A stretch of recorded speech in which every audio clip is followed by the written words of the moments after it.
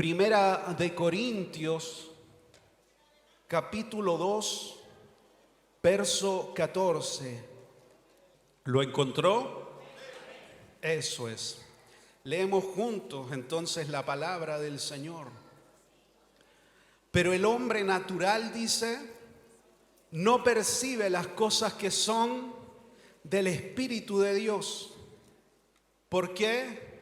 Porque a él le son locura y no las puede entender, porque se han de discernir espiritualmente. ¿Sí? Vamos a dejar hasta ahí y oramos al Señor. Gracias, Jesús, porque tengo la oportunidad de compartir de tu palabra, de hablar de tu verdad. Que ella sea para nosotros en esta mañana alimento, comida, dirección para nuestras vidas. Háblanos, Señor, por medio de tu palabra a cada uno de nosotros. Y dame gracia, Señor, inteligencia, sabiduría, denuedo para hablar acerca de tu verdad. Que puedas, Señor, entregar todo lo que tú quieres hablarnos hoy, Señor. Que tu bendita gracia esté sobre mi vida en esta hora. En tu nombre, Jesús. Amén y amén. Lo primero ahí explicar un poquito acerca del contexto de esta carta. Y para entender siempre uno debe de entender quién escribió la carta, en qué circunstancias fue escrita y con qué motivación fue escrita. Y esta carta es escrita por el apóstol Pablo, ¿sí?, a una iglesia que él formó, que él fundó. Es la iglesia de Corintio, pero la fundó en su segundo viaje misionero y estuvo con ellos alrededor de 1 año y medio trabajando, enseñando, discipulando, ganando gente y constituyendo esta iglesia. Pero como en toda realidad humana, ¿sí?, surgen dificultades, surgen problemas, ¿sí?, siempre eso es natural, pasa en todo lugar. Por más que seamos hombres llenos del Señor, buscando a Dios, surgen dificultades. Y en la iglesia de Corinto entonces empiezan a surgir ciertas dificultades. ¿Por qué? Porque la iglesia aún funcionaba en gran medida bajo los valores, ¿sí?, sociales que tenía el imperio romano. La ciudad, ¿sí?, de Corinto era una ciudad bohemia, portuaria, donde se vivía toda una realidad de mucho pecado, de mucho paganismo, de mucho pecado sexual también. Y dentro de esa realidad hay distintos problemas que escribe el apóstol para tratar de solucionar. Pero el mayor problema, y es un poco en lo que nos vamos a enfocar hoy, es que seguían viviendo de acuerdo a la cultura que era predominante en el mundo. Y no cambiaban su manera de pensar y de mirar las cosas. Seguían siendo dominados por la cultura romana y no lograban entender que ahora pertenecían a una nueva realidad, que tenían una nueva identidad. Y esa identidad era dada porque habían creído en Cristo Jesús como su Señor y Salvador. Cuando nosotros creemos en el Señor, ¿sí?, traemos una cultura propia de cada nación, de cada país, aún de nuestra propia familia. Y uno muchas veces escucha estas frases como: yo nací así, así me enseñaron a mí, así me criaron a mí, y como yo nací así, así me voy a morir. Y la verdad es que nosotros que hemos creído en Cristo tenemos una nueva identidad, una nueva naturaleza espiritual. Y ahora ya no vivimos de acuerdo a los valores y a los preceptos del mundo, sino que ahora debemos de vivir de acuerdo a los valores y a los preceptos del Evangelio. Nuestra cultura ahora, sí, debemos de adoptar la cultura del reino de los cielos, de lo que Cristo determinó que debiese de ser la iglesia. Entonces nosotros ya no podemos excusarnos ni escudarnos en que así me enseñaron a mí y así me voy a morir. No, yo ahora rindo mi vida, mi carácter, mis sueños, mis pensamientos a la verdad de la palabra. Y entonces mi vida va a ir siendo transformada poco a poco por la obra de Cristo en mí. Cada vez que usted viene a un culto, cada vez que usted ora al Señor, cada vez que está en intimidad con el Señor, la obra del Espíritu Santo se está haciendo en su vida. Y vamos modificando nuestro pensamiento. Y vamos modificando nuestro pensamiento a la verdad del Señor. Y eso a la larga va a ir transformando nuestra conducta. A veces queremos imponer nuestra conducta evangélica sin que la gente haya tenido un verdadero encuentro con el Señor. No podemos imponer por la fuerza, ¿sí? ¿Por qué? Porque para la gente que aún no se ha encontrado con Cristo, las cosas del Señor le parecen una locura. Dice el apóstol Pablo en esta misma carta: porque la palabra de la cruz es locura a los que se pierden, pero a los que se salvan, esto es a nosotros, es poder de Dios. Amén. Entonces, puse como título a este mensaje: discernir. ¿Qué es lo que debemos discernir? Debemos de discernir lo que Dios ve de nuestra vida, lo que el Señor está observando que cada uno de nosotros somos y estamos enfrentando. Cuando Pablo usa acá esta palabra dentro del texto que acabamos de leer y habla acerca de discernir, significa ver las cosas desde la mirada de Dios. No desde nuestra mirada natural, sino desde la mirada de Dios. Cómo Dios está viendo lo que yo estoy viviendo y enfrentando. A eso hace alusión Pablo cuando dice discernir. Yo debo de discernir lo que estoy viviendo, qué es lo que estoy enfrentando, cómo el Señor me está hablando a través de lo que estoy hoy viviendo. Para eso entonces tengo que tener una mirada no natural de lo que estoy viviendo, sino una mirada espiritual de lo que estoy enfrentando. ¿Está conmigo? ¿Sí? Porque si no lo voy a ver solo en lo humano. Y humanamente muchas cosas se vuelven a mis ojos imposibles. No son posibles de abordar. Pero cuando dejo que el Espíritu Santo hable a mi corazón, hable a mi vida y me lleve a ver las cosas como Dios las está observando, entonces comienzo a ver propósitos de Dios en las situaciones que estoy enfrentando. Y lo puedo hablar con otros, pero si esos otros no se han encontrado con Cristo, van a decir: este se volvió loco. Este se trastornó. Como le dijo el rey Agripa a Pablo: Pablo, las muchas letras te han vuelto loco. Cuando él estaba predicando acerca de creer en Cristo. Se trastornó. No, es que yo estoy viendo la realidad desde el punto de vista de Dios. Y Dios nos lleva a ver las cosas desde un punto de vista totalmente diferente. Amén. La cruz entonces es una locura para el mundo y divide al mundo en dos grandes grupos: los que creemos en la cruz del Señor para salvación y vida eterna, y aquellos que consideran que la cruz es una locura, es una estupidez, es una falacia, es un cuento de vieja, y uno lo puede leer así en las redes sociales. No sé si usted tiene redes sociales, pero cada vez que sale un tema acerca de la fe, hay gente que defiende la cruz y el creer en Cristo, y hay otros que lo consideran un absurdo creer en el Señor. Entonces la cruz divide al mundo en dos grandes grupos. Lo queramos o no, esto es una verdad. Mientras la gente no se encuentre con Cristo, mientras el Espíritu Santo no les revele al Señor, todo lo espiritual para ellos es una locura. Por eso cuando uno habla con alguien que no conoce al Señor y le dice: no, es que yo tengo fe en el Señor, que esto va a ser diferente, que Él me va a dar una oportunidad de trabajo, yo estoy orando, no lo puede entender. no lo puede entender y nos mira solamente. ¿Sí? ¿O soy el único que le ha pasado?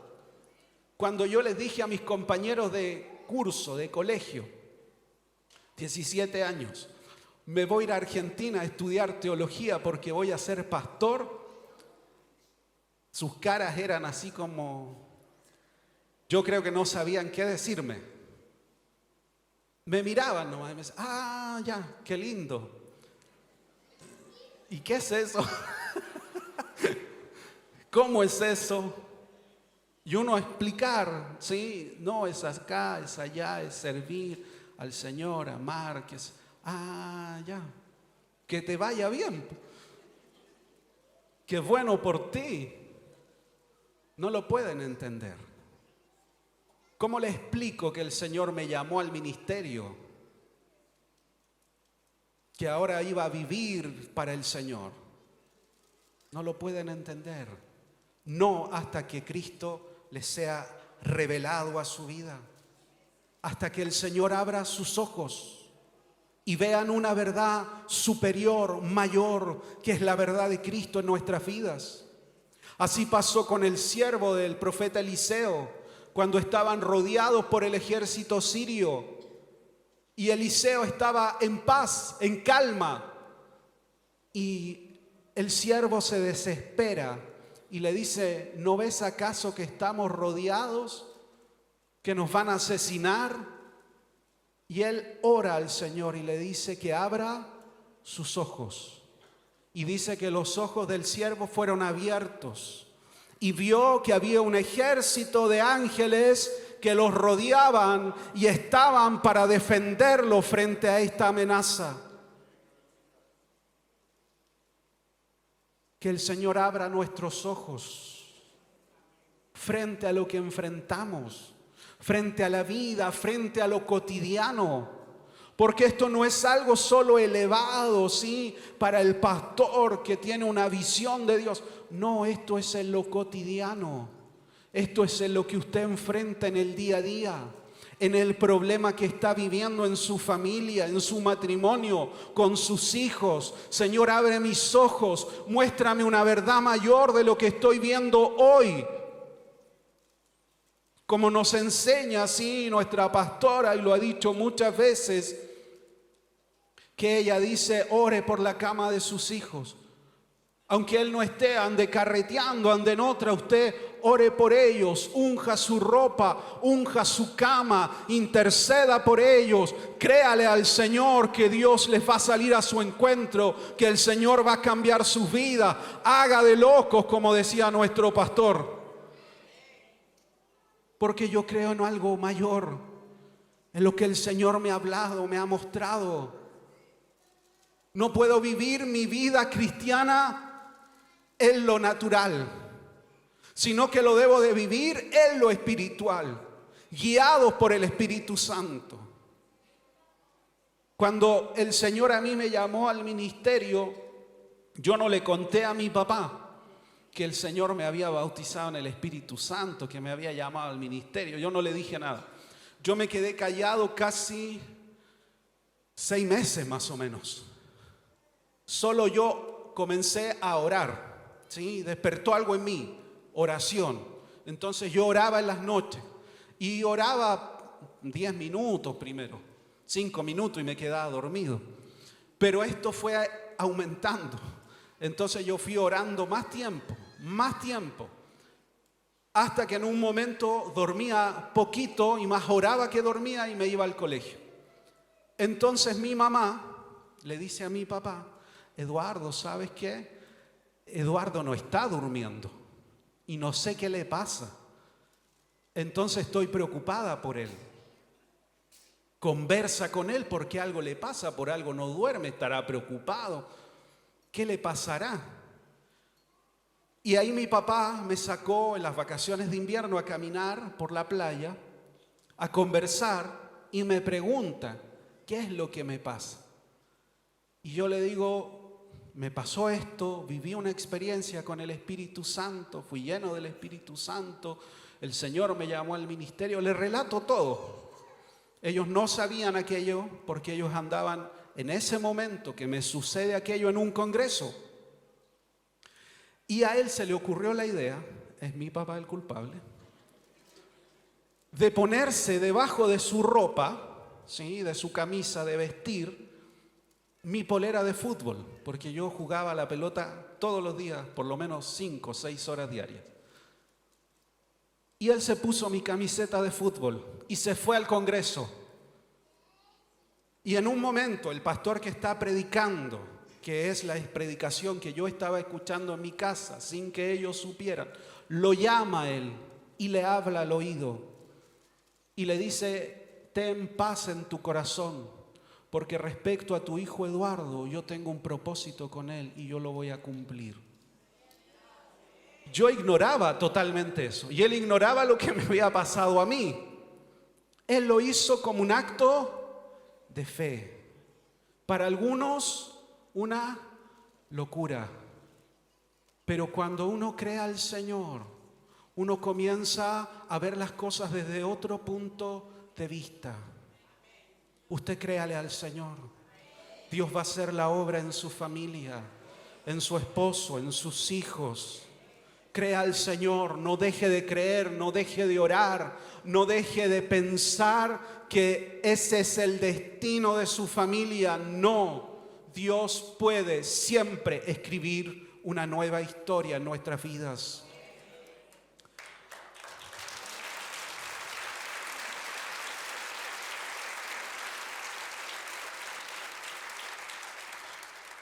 Pablo, cuando funda la iglesia de Corintio, venía de una experiencia un poco frustrante. Cuando uno lee el libro de los Hechos, Pablo viene de predicar en Atenas, viene de predicar en el Areópago, sí, lo dije bien, Areópago, palabra difícil, que era el lugar donde todos los grandes filósofos exponían sus verdades. Y como dice el mismo libro de los Hechos, los atenienses, dice, se dedicaban únicamente a saber y a conocer los nuevos pensamientos.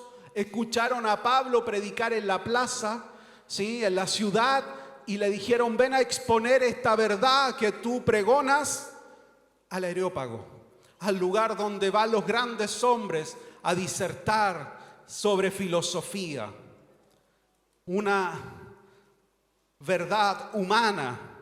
Pablo entonces llega a aquel lugar y predica la palabra y hace una exposición sobre la verdad de Cristo.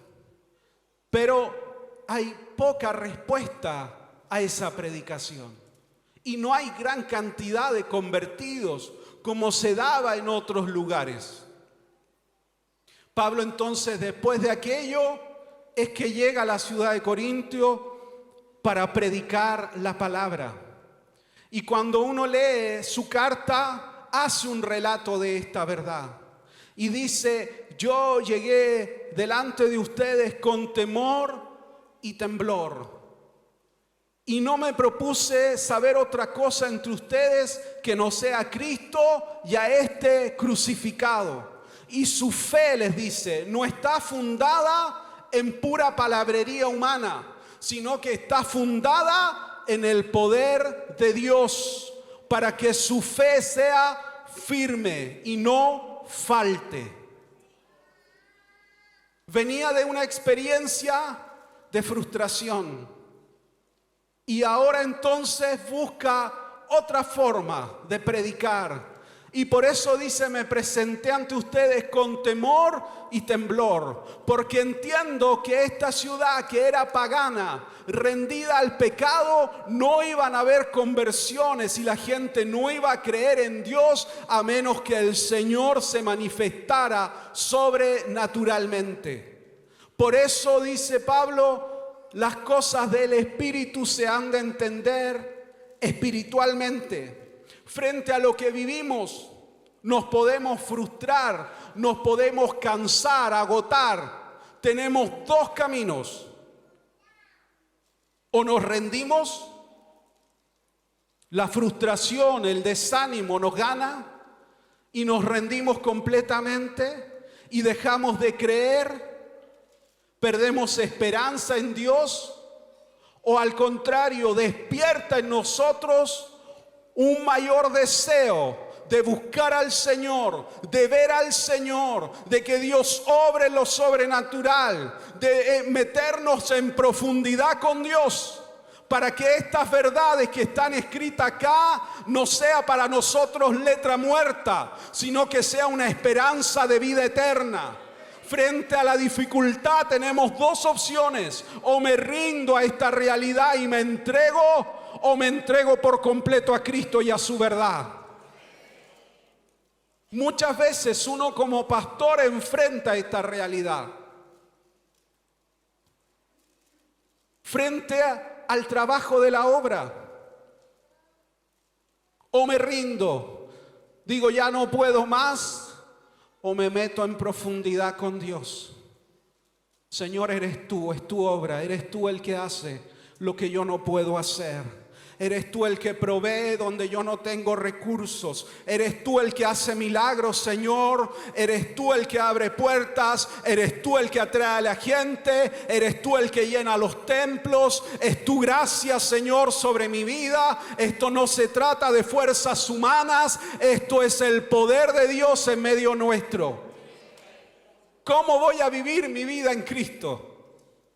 ¿Qué va a dominar mi vida en el Señor?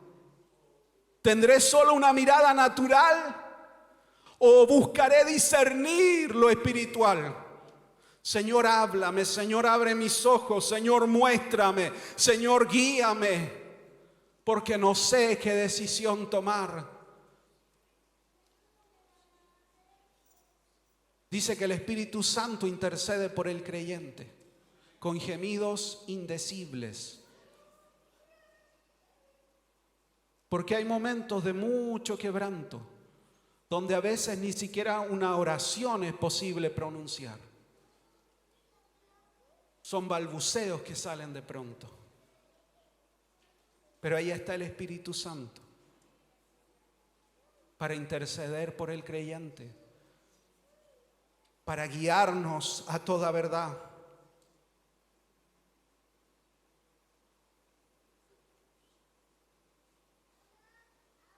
Hay, a través de la Escritura, hay historias que nos llevan a entender esta verdad, a verla gráficamente, a ver esto expresado a través de vidas. Y hay un ejemplo que a mí me gusta mucho. Dos hombres, dice, nacieron de un mismo padre, de un hombre que conocía profundamente a Dios. Sus inicios fueron muy distintos. Uno nació por fuerza y otro nació por un milagro de Dios. Inicios distintos.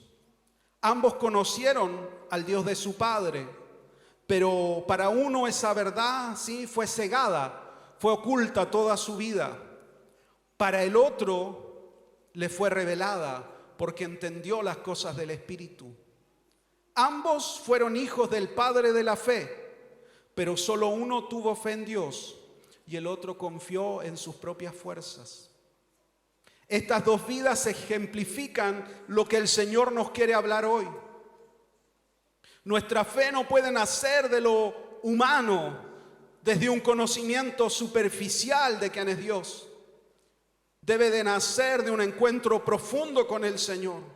Nuestra fe debe de nacer de reconocer que somos hombres pobres en espíritu y necesitados de un Salvador, desde reconocer a Dios como Rey y Señor de nuestras vidas. Estamos hablando de Ismael e Isaac. Nacieron del mismo padre, del padre de la fe. Uno fue guerrero, fue hombre fiero. El otro confió en el Dios de su padre. Tuvieron inicios distintos. Uno nació por fuerza, por voluntad humana. El otro nació por un milagro sobrenatural de Dios. Pero ambos conocieron al Dios de su padre. Ambos supieron del Dios de su papá. Uno decidió erigir su vida con sus propias fuerzas. El otro decidió confiar en Dios. Lo que nace humanamente para Dios no cuenta. Esto es una verdad. Cuando el Señor le habla a Abraham, le dice: toma a tu hijo, tu único hijo. Y Abraham ya era padre de Ismael. Lo que se hace en nuestras fuerzas para el Señor no cuenta. ¿Está conmigo? Por eso que debemos de buscar siempre discernir lo que el Señor quiere para nosotros. Tuvieron vidas muy distintas, vivieron su vida totalmente diferente. Uno vivió en continua guerra, en contienda continua. El otro vivió mirando a Dios.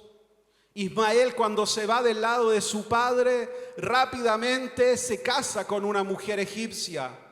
Isaac, por el contrario, se casa con Rebeca, busca una mujer que tema al Señor. Nuestras acciones hablan de nuestra fe, definen lo que somos, definen nuestra fe, definen nuestro carácter. Las acciones hablan más fuerte que lo que pueden hablar nuestras palabras. Uno fue violento, tomó por la fuerza todo lo que creía merecer. El otro, cuando entró en conflicto, se alejó, abandonó el pozo porque sabía que la bendición no estaba en el pozo, sino el Dios que lo había bendecido desde su juventud.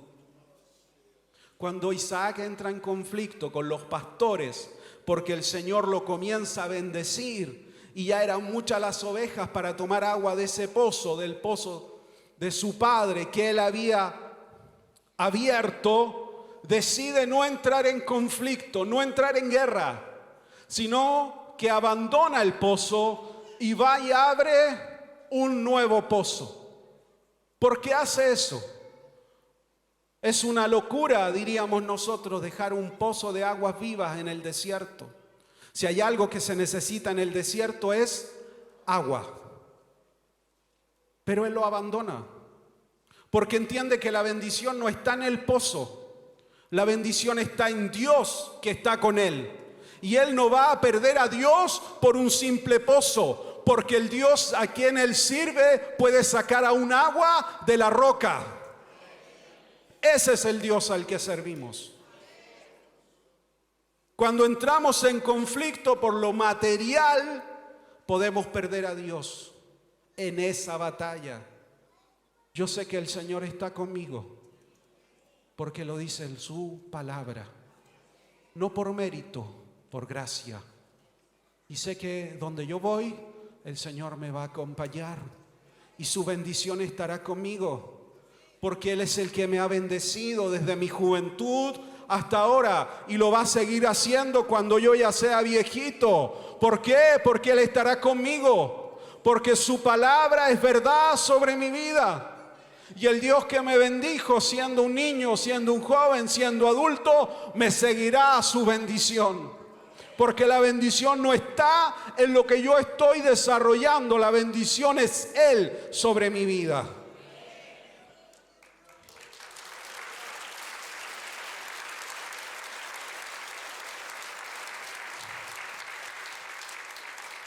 Para Ismael esto era una locura total, porque él era un hombre de guerra.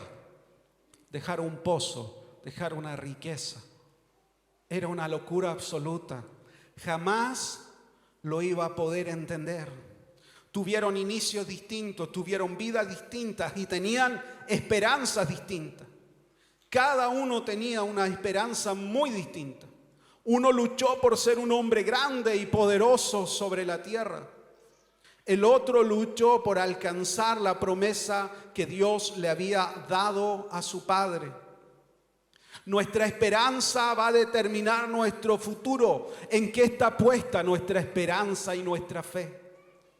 ¿En qué estamos enfocando nuestras fuerzas?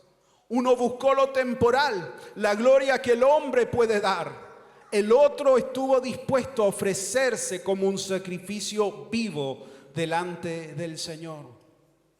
Porque cuando Abraham lleva a Isaac para sacrificarlo, Isaac ya era un adolescente y Abraham era un hombre de edad avanzada. Él no iba a poder forzar a Isaac a subirse al altar y hacer un sacrificio. Isaac lo tenía que hacer voluntariamente y confiar en su padre. Por eso él fue un sacrificio vivo simbólicamente, porque conocía al Dios de su padre. ¿Está conmigo? Ahora, ¿qué tiene esto que ver conmigo hoy? Tiene todo que ver. Tenemos que intentar siempre ver las cosas desde el punto de vista de Dios, sin negar la realidad, pero creyendo a lo que Dios nos ha hablado y mostrado. ¿Acaso eso no es la fe? Esa es la definición de la fe, una de sus definiciones. ¿Sí? Por la fe esperamos algo, ¿sí?, que aún no hemos visto.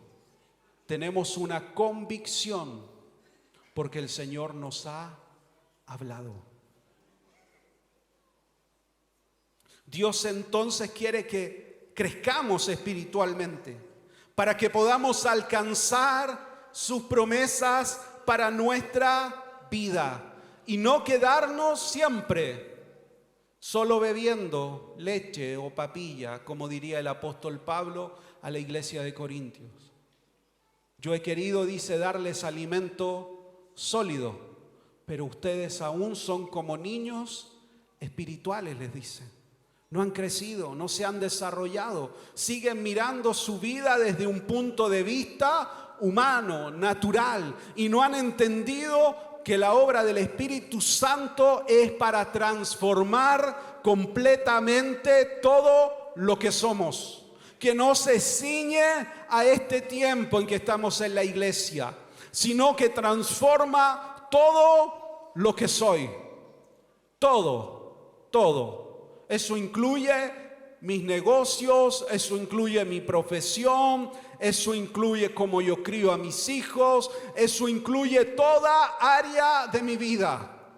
Dios me transforma completamente, no se limita solo a un tiempo, a un espacio, no, Dios viene a transformar y a revolucionar y a cambiar todo lo que soy. Amén. Historia al cierre puse aquí. Hubo un hombre que vio las cosas desde el punto de vista de Dios. Y a mí me encanta esa historia, que es la historia de David en la cueva de Adulam. Cuando David huye de Saúl, se esconde en una cueva. Y era una cueva conocida, porque ahí se congregaban todos los hombres y mujeres que habían quedado, sí, endeudados, que estaban despreciados por la sociedad, no solo israelitas, de diferentes realidades venían a aquel lugar. Y era un lugar, en el fondo, de refugio, pero también de muerte, porque era el lugar donde iban los que no tenían esperanza. Y en ese lugar llega este hombre, David, que era un hombre de Dios. Y entonces él llega y donde otros ven muerte, donde otros ven destrucción, donde otros no ven esperanza, él comienza a ver en estos varones y mujeres gente de guerra, gente capaz de vencer, gente capaz de conquistar. Y comienza entonces a formarse ahí una nueva iglesia, diríamos nosotros. Y estos varones, al paso de los años, terminan transformándose en los valientes de David. Y sus historias y sus victorias están contenidas en la palabra. Como muchos de ellos vencieron a cientos de hombres, vencieron gigantes, conquistaron ciudades. Estos mismos hombres que llegaron a aquel lugar enlutados, endeudados, quebrantados en su espíritu, se transformaron en los valientes de David. Porque hubo un hombre que miró las cosas desde otro punto de vista. Y todos esos que estaban despreciados, desechados, se transformaron en el ejército de David. Nosotros somos el ejército del Dios vivo. Y llegamos muchas veces al Señor en esa misma condición, pero no podemos permanecer en esa condición. No quiere el Señor que permanezcamos en esa realidad, enlutados, quebrantados de corazón, quebrados. El Señor quiere hacer de nosotros una iglesia viva, llena de fe, llena de esperanza, con una mirada espiritual de la realidad que estamos enfrentando. Quiere hacer de nosotros hombres y mujeres llenos de fuego, llenos de fuerza, llenos de visión, llenos de valentía. Pero tenemos que dejar que el Espíritu Santo obre en nuestras vidas. No limitar lo que el Señor puede hacer, sino tener una mirada espiritual de la realidad que vamos a enfrentar. Cada uno de nosotros somos un potencial en las manos del Señor. Y cada vez que viene alguien y entra por esa puerta y uno habla con él y cuenta su historia, son historias muy crudas a veces, muy duras. Pero uno empieza a mirar y empieza a ver, si este hombre, esta mujer se rindiera a Cristo, Dios tomaría esa historia, la redimiría y salvaría a tanta gente y haría de él o de ella un predicador, una predicadora de su verdad. Porque tiene un testimonio vivo, real de lo que el Señor puede hacer. A veces vemos y decimos, yo no tengo nada. Lo tienes todo si tienes al Señor. Lo tienes todo. Dios toma nuestras vidas y nos da un propósito. No miremos solo naturalmente, porque nuestra mirada natural es muy corta. No llega más allá de la puerta. Cuando me pongo entonces a mirar desde el punto de vista de Dios, puedo ver mucho más allá, incluso más allá de mi descendencia. Puedo ver lo que el Señor va a hacer si me dispongo en sus manos. Amén. No nos quedemos en la cueva de Adulam. Salgamos de ahí para conquistar lo que el Señor nos quiere entregar a cada uno de nosotros.